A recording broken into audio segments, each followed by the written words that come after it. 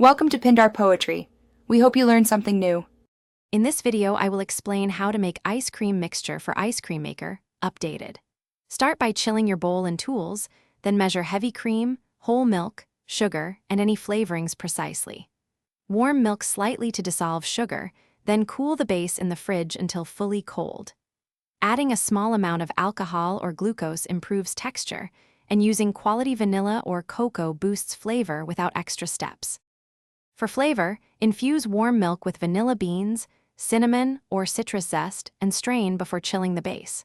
Sweet or savory mix-ins like fruit, nuts, or cookie pieces should be prepared and chilled in advance. Reserve chunky add-ins until the last minutes of churning to avoid breakdown. Taste the cold base and adjust sweetness or salt slightly before freezing for the most balanced final product.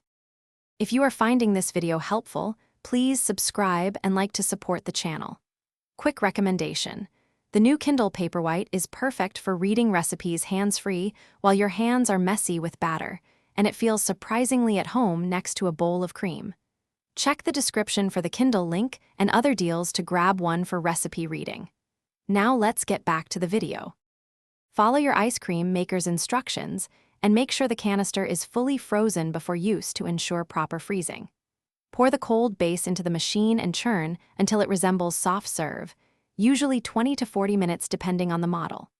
Transfer to a shallow, airtight container and press plastic wrap onto the surface to prevent ice crystals, then freeze until scoopable for firm, scoopable ice cream.